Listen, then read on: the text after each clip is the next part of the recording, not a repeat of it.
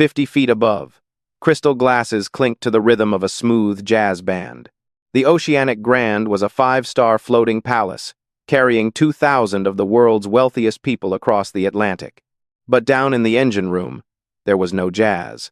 There was only the deafening, bone-rattling roar of the massive twin diesel turbines. And the heat. It was 130 degrees of suffocating, oil-slicked hell. Arthur wiped a mix of sweat and grease from his eyes, with the back of a scarred hand. His muscles burned as he leaned his entire body weight onto a heavy steel wrench. He was trying to tighten a massive pressure valve on the main oil line. His knuckles were bleeding, but he didn't stop. "I told you to drop the wrench and sign the damn paper." "Arthur!" The voice cut through the mechanical roar. Vance, the ship's chief maintenance supervisor, stood on the steel catwalk above. Vance was wearing a pristine white uniform that hadn't seen a drop of oil in 5 years. He looked down at Arthur with a mixture of disgust and impatience. "If that valve isn't sealed right, the pressure is going to blow," Arthur shouted back, not letting go of the wrench. "It's fine," Vance snapped, pulling a clipboard from his arm. "I said the maintenance is complete. I just need your signature as the shift mechanic, so I can file the report. Now sign it." Arthur looked at the valve. He knew exactly what Vance had done. The supervisor had been skimming the ship's maintenance budget for months.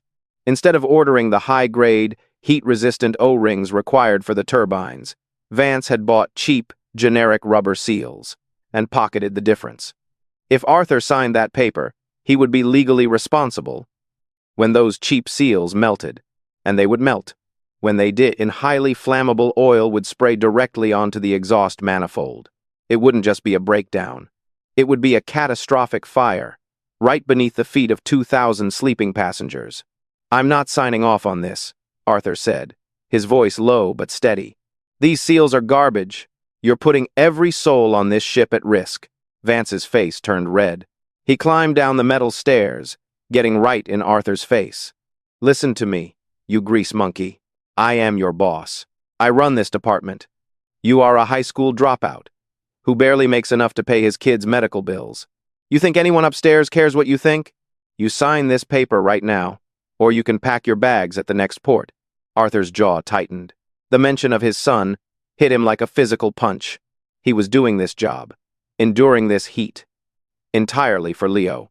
His 7-year-old boy needed a specialized surgery back home, and this contract was supposed to cover the final payment. Losing this job meant losing everything.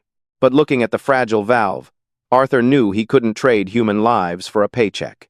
He couldn't look his son in the eye if he became a coward who looked the other way. "Fire me if you want," Arthur said, tossing his rag onto a workbench. "But I am not signing." Vance glared at him for a long, silent moment. Then, a cruel, calculating smile crept onto his face. "I'm not going to fire you, Arthur. Not yet. Instead, you are going to stay down here and fix every single valve in this sector by yourself. That is a 16-hour double shift, and since you're so dedicated to the ship, you can skip your dinner break. If this sector isn't spotless by morning, you're done." Vance turned on his heel and walked back up the stairs, leaving Arthur alone in the sweltering heat.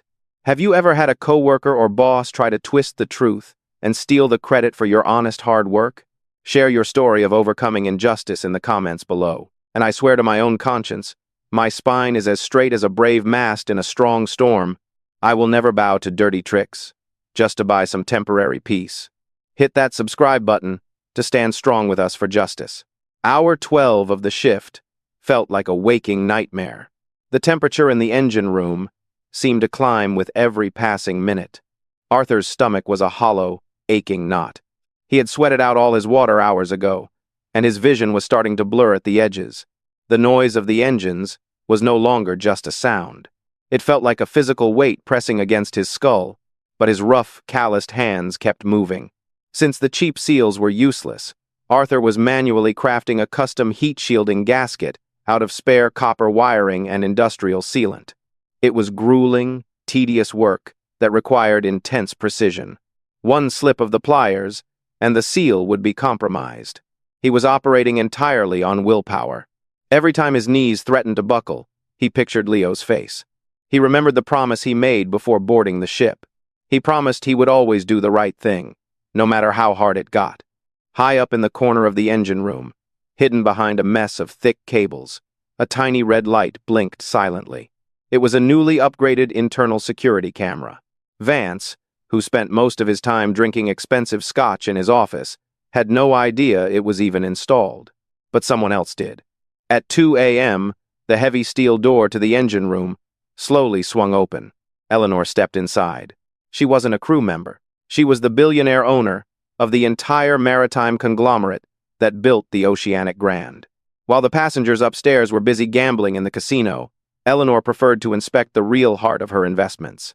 She was dressed in a simple pair of dark slacks and a practical jacket, completely unrecognizable from the glamorous woman seen in business magazines. She walked silently along the catwalk, her sharp eyes scanning the machinery. Then, she stopped. She looked down into the lower trench. Arthur was on his knees, his uniform completely soaked in sweat and grime. His hands were shaking violently from exhaustion and low blood sugar. As Eleanor watched, his arms finally gave out. Arthur collapsed sideways, his shoulder hitting the hard steel grate. But even as he fell, his right hand shot out. His fingers gripped the heavy wrench, locking it tightly around the main oil line, using his own dead weight to hold the pressure valve in place. He was literally using his body as a shield to protect the ship. Eleanor held her breath, her eyes widening at the sight of a man, sacrificing himself in the dark. Vance had been watching the monitors from the comfort of the supervisor's lounge.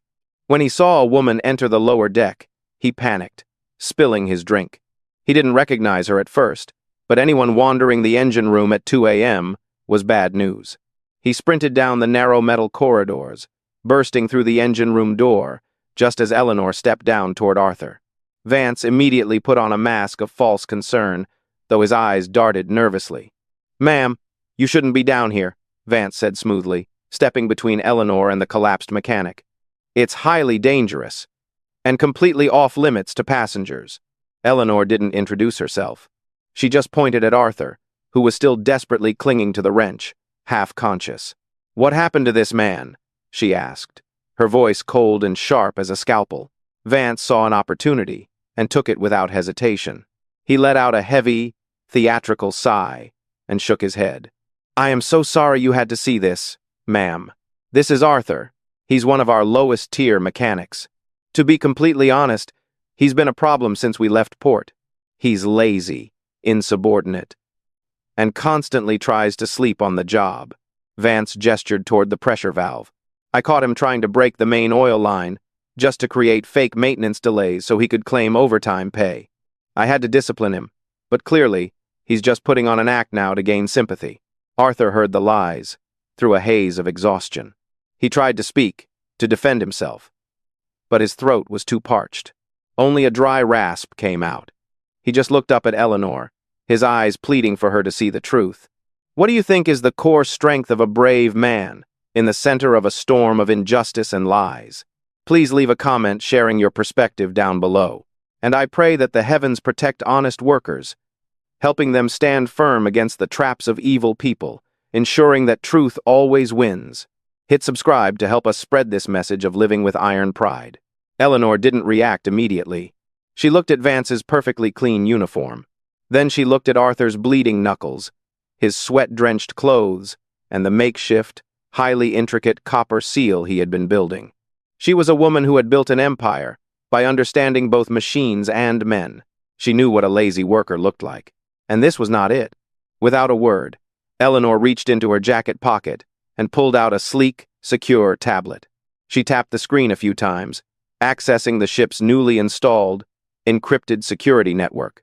"A problem since we left port, you say?" Eleanor murmured, pulling up the footage from the camera hidden in the corner. Vance frowned, suddenly feeling a cold sweat prickle the back of his neck. "Ma'am, whatever that is, you don't have authorization." Eleanor turned the screen toward him. The video was playing in high definition, complete with crisp, clear audio. It showed the exact moment, 16 hours earlier, when Vance had ordered Arthur to sign the fraudulent maintenance report. It played Vance's exact words. "Instead of ordering the high-grade O-rings, I bought cheap generic seals. It showed Vance threatening Arthur's job and mocking his son's medical bills. It showed Vance condemning Arthur to a 16-hour shift with no food or water. Vance's face drained of all color. He stared at the screen, his mouth opening and closing like a fish out of water. "Wait, I can explain that," Vance stammered, backing away. "It's taken out of context. He was threatening me." "Shut up," Eleanor said. Her voice wasn't loud, but it carried an authority that made the massive engines seem quiet.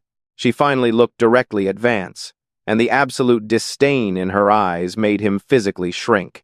"You jeopardized the lives of 2,000 passengers to steal pennies from my company.